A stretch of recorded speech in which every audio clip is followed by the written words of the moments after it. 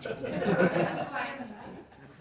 memang ya udah menempatkan memang materi ini memang itulah memang yang menjadi passion bapak-bapak di situ ya.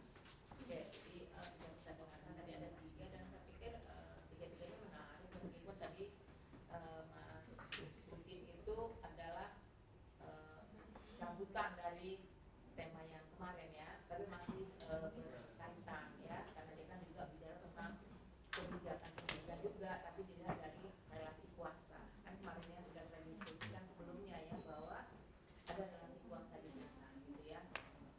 Nah tadi kemarin itu tim itu udah pengen zoom ya, Mas Didi ya, tapi karena sinyal kali ya, jadi nggak jadi. Oke. Kemudian yang kedua Pak apa tadi? Mas Ali. Saya Pak apa Mas bebas lah kalau saya nggak diprotes ya.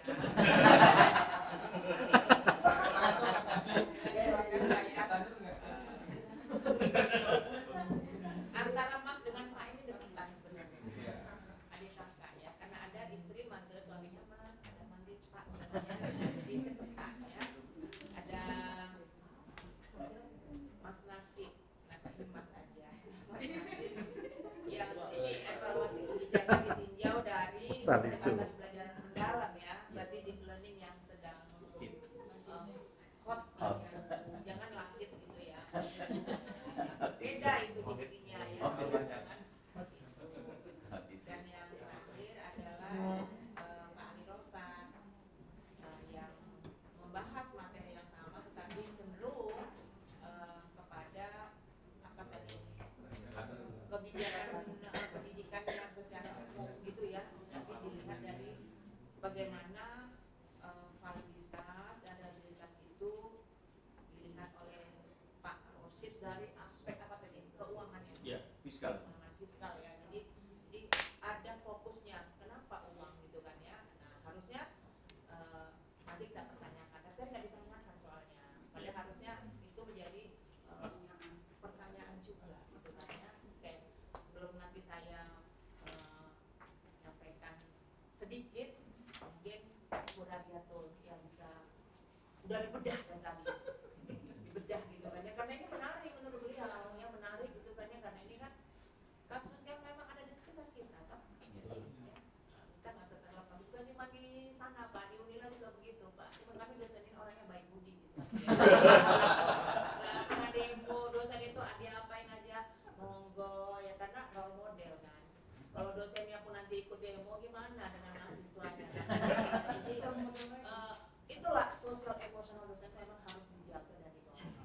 Oke, baik. Terima kasih Bu. Sebenarnya nggak banyak-banyak juga. Tadi saya mencoba mengenai materi dari Pak Ali Rosat ya. Di sini makalahnya sangat menarik sekali memang karena berhubungan tentang evaluasi dan kebijakan di bidang pendidikan. Di makalah beliau ini saya lihat ada beberapa kata kunci. Yang pertama adalah fokus kepada pembiayaan ya Pak. Fokus kepada pembiayaan. Di pembiayaan ini saya melihat Bapak banyak mengupas tentang pendanaan dari BOS ya, baik dari BOS reguler, kemudian afirmasi, bahkan ada DAP juga gitu yang kita lihat. Jadi variabel yang paling kita sorot itu adalah bagian pembiayaan, dan dimenunggikannya itu adalah di bagian BOS-nya. Yang kedua adalah tadi berdiskusi dengan Bu Prof, fokus yang kedua itu adalah model evaluasi program kebijakan itu. Pak Ali mengambil chip di sini ya, sangat bersesuaian, sangat bagus sekali dengan pemilihan chip ini. Tapi di makalah ini sebaiknya, karena memang kita kan menggunakan OBE ya, jadi produk dari kegiatan ataupun yang Bapak Ibu kaji itu harus apa sih outcome-nya nantinya. Jadi tadi harapannya kita melihat dari makalah yang disajikan ini atau dari presentasi ini ada framework-nya. Misalnya tadi ditinjau dari pembiayaan ini, bagaimana integrasi dari chip ini gitu. Di sini belum muncul satu, tapi sudah diuraikan di makalahnya chip begini-begini berdasarkan kontes, input, proses, dan produk. Kemudian dari pembiayaan, tapi belum diintegrasikan terhadap variabel pembiayaan itu yang pertama. Yang kedua adalah tonjolkan itu adalah AFLS itu ya Pak Iya. Ali ya. Saya pertama agak ini Bu Prof, AFLS ini apa ya begitu. Karena saya fokusnya itu ke bagian evaluasi kebijakan ini, karena AFLS ini di bagian program evaluasi pun ada juga selain dari CHIP.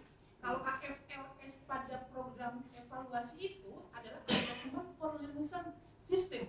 Ternyata yang dikaji oleh Pak Ali bukan AFLS bentuk dari evaluasi program itu, akan tetapi adaptive fiscal leadership for school. Jadi hal yang kedua ini kalau dikaji dalam sebuah mini riset sudah ada AFLS bagaimana kebijakan kepemimpinan ini, kemudian adanya CHIP, kemudian fokusnya itu adalah pembiayaan. Jadi harapannya tadinya melalui kajian validitas dan reliabilitas ini kita mendapatkan framework dari penggabungan dari ketiga ini Pak Ali gitu. Jadi setelah ada ini, ada framework dasarnya ini, Bapak bisa masuk bagaimana validitasnya, reliabilitasnya terhadap framework yang Bapak kaji. Karena Bapak Ibu kan sudah membahas tentang mata kuliah filsafat ilmu. Jadi apapun yang kita kaji harus berdasarkan ontologi, epistemologi, dan aksiologi ya.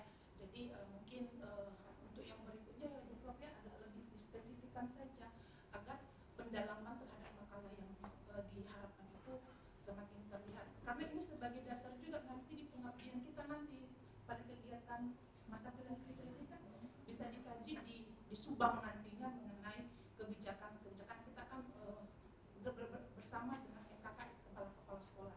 Mungkin ini nanti bisa kajian dari Pak Ali Rosat nantinya mengenai pengasih materinya dari Pak Ali Rosat, karena kita akan memilih nanti mahasiswa yang berhubungan tentang FKKS ini. Jadi kajiannya begitu seharusnya harapan. Tapi untuk yang kesemua ini ya sudah alhamdulillah ya Bu Dia sudah mulai terlihat, tapi frameworknya itu belum terlihat. Kalau ada tadi produk frameworknya ini nanti yang akan kita lakukan uji validitas dan reliabilitasnya, baik menggunakan chip atau apanya gitu ya.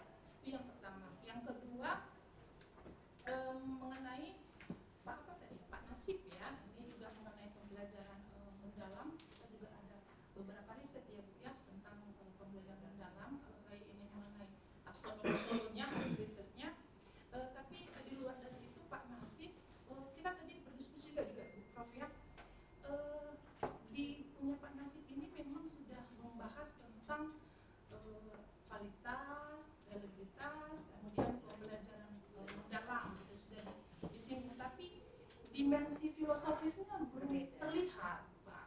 Jadi seakan kajian kita yang ini belum menentukan tentang validitas dan reliabilitas sebuah kebijakan itu, karena landasan filosofisnya belum terlihat. Mungkin itu yang bisa disoroti kembali ya. Kalau misalnya Pak Nasib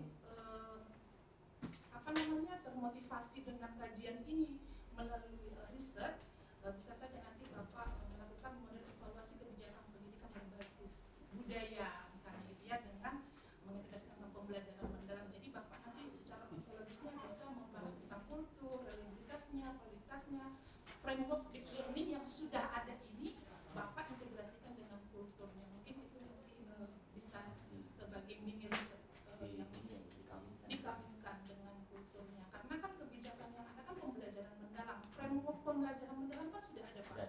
Tapi bagaimana Bapak mengintegrasikan kultur budaya ini dalam framework pembelajaran mendalam yang sudah ada kajian kebijakan dari pendidikan kita. Mungkin di situ yang akan Bapak bisa integrasikan ke pembelajaran mendalam. Kalau memang Bapak berkeinginan untuk melakukan riset selanjutnya tentang hal ini. Tapi lagi-lagi Pak tetap dilihat secara ontologis, epistemologis, dan aksiologinya. Itu saja dari saya. Oke. Saya pikir cukup ya penjelasan dari Bu Rebi ya, kayaknya udah memberikan sedikit orientasi, terutama kalau itu menjadi bahan presentasi ya. Kan kira-kira kan arah kita saya begitu ya Bapak Ibu, supaya apa yang dikerjakan di sini tidak sia-sia gitu.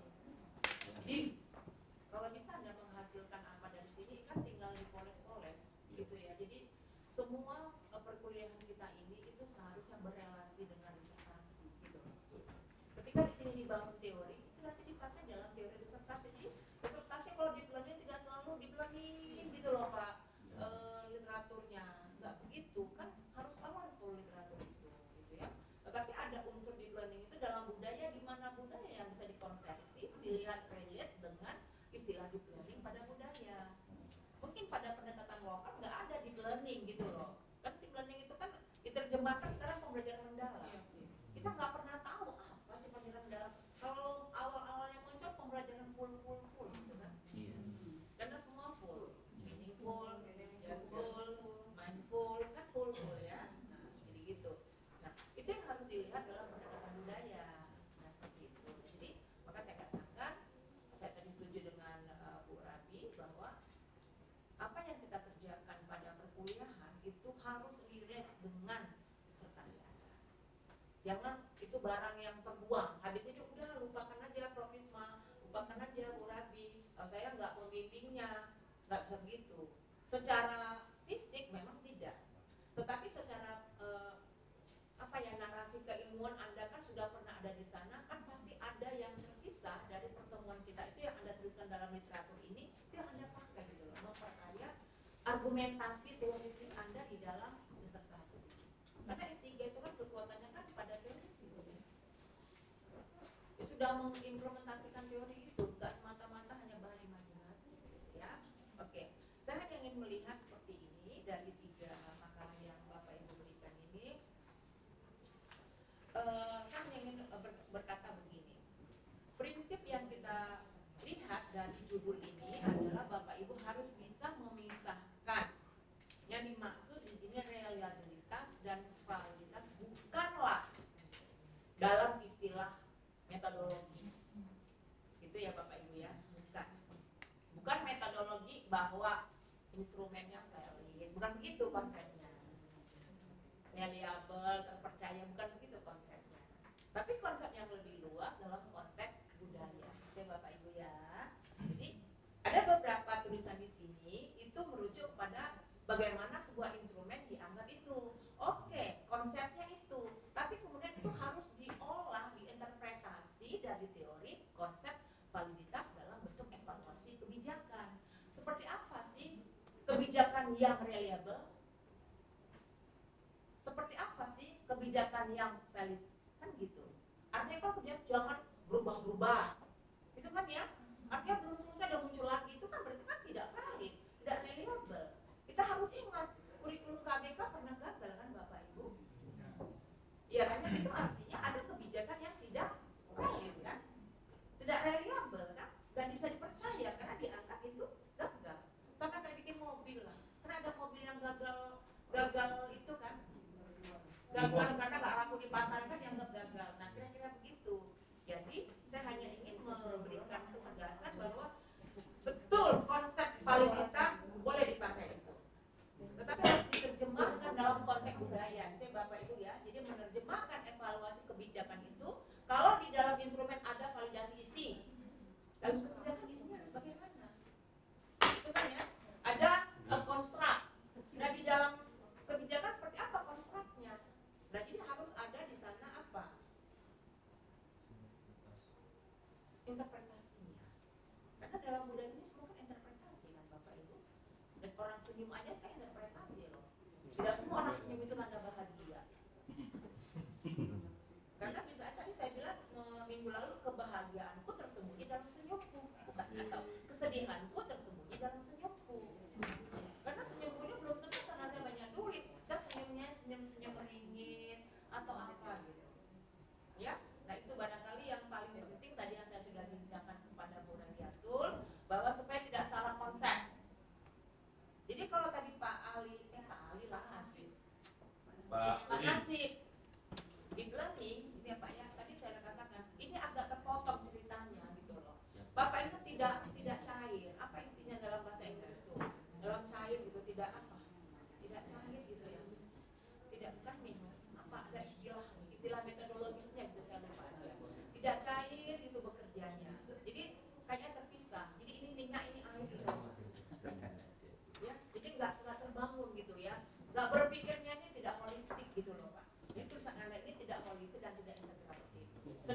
learning, sendiri kebijakan. Bagaimana kebijakan deep learning itu dilihat dari realitasnya. Harus begitu cara bekerjanya. Demikian juga tadi dengan Pak Ali Rosat, Pak Ali Rosat ya, itu menarik karena persoalan money ini kan Pak persoalan dunia Pak. Betul Mbak. Ya, jadi bahkan saya ingin sebenarnya Anda itu bukan soal melihat uang. Nanti saya pengen gini loh, saya pengen Anda mencari satu dulu videonya Purbaya ya. Purbaya itu sekarang kan saya justru melihat fenomena Purbaya itu dari fenomena cara yang berkomunikasi. Dia berdemokrasinya itu bukan lagi birokratis tapi sudah egaliter. Iya kan ya? Selama ini kalau rektor ngomong gimana kan agak formal gitu ya, santun gitu kan ya. Kayaknya mulut itu diatur supaya yang keluar ini subjek predikat objek gitu kan. Benar ya? Nah, tapi lihat Menteri Purbaya kan ngomong seenaknya aja kan. Nah, kita bisa membandingkan cara bicaranya Sri Mulyani yang Menteri Keuangan dengan Purbaya. Dengan ya? Nah, coba dianalisis itu gesturnya dari teori kebudayaan kan bisa dianalisis Bapak Ibu seperti apa. Bukan tidak mungkin nanti bahwa pendekatan begitu yang dibutuhkan masyarakat. Menyampaikan nanti APBN tahunan itu jangan lagi model persisnya baca kayak begitu. Orang kan tidur. Benar ya? Nah, kenapa? Karena budaya mendengarkan Indonesia ini kurang. Ya tidak relevan. Makanya tadi berbasis lokal budaya. Gitu loh Pak. Jadi bukan dikatakan gimana basis budaya, bukan itu prinsipnya. Budaya Indonesia adalah tidak biasa mendengar. Biasanya apa? Orang ngomong motong. Padahal budaya kita sebenarnya ada tidak boleh motong orang tua. Tapi faktanya sekarang orang ngomong berdebat. Coba nonton kalau di bincang kita yang di Metro itu. Bincang kita. Rakyat Indonesia. Rakyat bersuara. Yang tiap hari apa? Dia Selasa malam. Kadang-kadang sampai tidak beretika atau berbincang itu. Ya kenapa? Ada budaya yang hilang. Padahal budaya lokal kita adalah budaya lokal yang santun kan. Tapi ada yang kehilangan nilai di sana. Yang itu yang harus kita perbaiki gitu loh. Nah, masalah keuangan juga begitu Pak. Kenapa? Selama ini semua kan top down. Harusnya kita tanya dulu sebenarnya masyarakat itu butuh apa. Guru itu kebutuhannya apa. Gitu kan ya. Yang pasti guru itu adalah sumber mata pencaharian bagi orang Indonesia, bukan profesi. Secara teknis dikatakan profesi, tapi secara faktual dia adalah sumber mata pencaharian. Nah, ini yang harus dilihat konsepnya. Tapi kan pemerintah kan tidak tahu itu. Maka bikin kebijakan itu bukan berdasar kebutuhan. Itu kan udah disinggung tadi begitu. Iya kan ya? Maka tugas Pak Ali Rosat lah membuat sebuah terobosan. Harus dikuatkan dengan teori Pak. Kalau cuma dengan opini Bapak, pemerintah nggak dengar. Tapi kalau dengan teori yang kuat Anda mengatakan itu, pasti itu bisa diterima menjadi satu rumusan baru. Kenapa? Karena setiap kebijakan tidak pernah berdasarkan kebutuhan masyarakat, top down. Ya, kenapa? Kita ini sisa kolonialisme. Itu Pak Udin itu tahu, dia anak sejarah, benar ya kan ya? Semua itu berdasarkan atas ya, karena ada patron klien. Kan patron itu kan digugu, ditiru apa kata patron itu yang dibawa di klien ini iya aja gitu kan ya. Patronnya salah tuh pasti iya. Makanya ada pengkultusan terhadap seseorang yang dianggap patron. Itu kan ya Bapak Ibu kan ya. Nah itulah dunia pendidikan kita. Maka perlu ada tadi evaluasi. Kebijakan pendidikan dilihat dari validitas dan realitas. Konsepnya boleh pakai unsur itu, tetapi bagaimana dilihat dalam konteks ya budaya gitu. Itu ya Bapak Ibu ya. Jadi saya menguatkan apa yang disampaikan oleh Bu Deviatun, membaca ini yang Bapak Ibu tulis. Demikian juga dengan Pak Udin tadi ya, kita sudah membahas sampai sama dengan temannya yang sebelumnya. Jadi kita nggak usah mengulang lagi lah ya. Pada prinsipnya seperti itu, bahwa dalam peta dunia pendidikan tidak bisa dilepaskan dari dinamika struktur kekuasaan. Kadang-kadang saya Pak di sini ini memang betul saya protes dengan situasi, tapi ketika saya sudah duduk di kekuasaan saya lupa bahwa saya pernah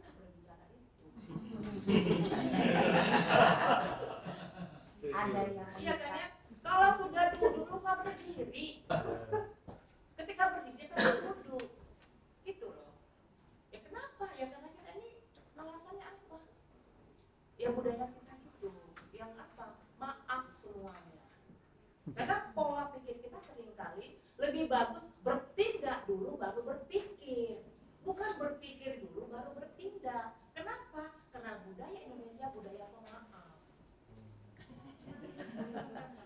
Benar kan? Dalam kesalahan, maaf, salah, maaf, banyak banget. Harusnya nggak begitu kan? Udah terjadi pembulian baru minta maaf semua toh? Yang kemarin lagi viral itu. Nah, kenapa tidak berpikir dulu? Kalau saya begini, risikonya ini, kalau saya begini, maka ada manajemen risiko kan. Jadi meskipun itu konsep ekonomi, tapi bisa bawa ke dalam konsep kebudayaan kita. Maka kalau dalam konsep kebudayaan dikatakan dalam kebudayaan begitu Pak. Apa yang dalam kebudayaan ini? What the people think, what the people do, and what the people say itu harus konsisten. Jangan dipikirkan A, dilakukan ini, dikatakan ini. Kita kan sering munafik. Berpikir apa, berkata apa, bertindak apa. Nah, dalam teori kebudayaan antara pikiran, perkataan, perbuatan harus selaras. Maka hidup itu barulah equal. Muncullah equilibrium. Kalau tidak ya itulah jadi chaos. Bapak Ibu ya, tapi kita memang ada di dunia yang chaos kok. Jadi bagaimana kita bisa menyeimbangkan hidup kita dalam dunia yang chaos ini kan? Jangan terjebak dalam dunia yang chaos. Jadi saya baru diskusi dengan pendidikan nilai keindonesiaan di sebelah. Kita bicara tadi krisis moral di sana. Krisis moral di era sosial media. Tadi baru kuliah di sana tadi. Nanti akan ketemu dengan Bapak Ibu di semester depan. Ya, bahwa terjadi dekadensi. Dekadensi apa? Dekadensi empati. Dekadensi materialis, orang hedon, flexing, manipulasi data, manipulasi diri, standar palsu. Benar kan ya? Empati udah nggak ada lagi. Orang bisa bikin berita hoax. Nggak ada empati lagi. Berarti ada dekadensi kepribadian dan dekadensi moral. Isu moral kan? Sekarang orang tadi katakan mungkin tadi kasusnya di sana. Orang sekarang bercerai aja Bu di ini loh Bu masuk TikTok gitu. Iya Pak. Benar dikontenin kan? Apa kadang-kadang dipalsukan bahwa dia itu bercerai supaya cuannya banyak kan? Nah itu Bapak Ibu. Nah itu yang terjadi sebenarnya. Kenapa? Ya karena kita udah terjebak dalam kapitalisme, hegemoni kapitalisme.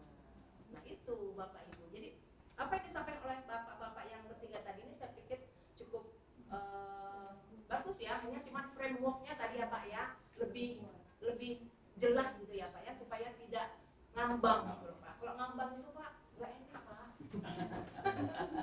Nggak enak yang ngambang gitu. Enak itu ya kalau ngambang, enak itu eksis gitu loh Pak. Gitu ya. Barangkali itu penjelasan dari saya. Mudah-mudahan apa yang kita dapatkan dalam tempo sesingkat-singkatnya ini bisa berguna. Dan kemudian tadi kan dikatakan oleh Bu Nabi bahwa salah satu dari Anda itu kan juga nanti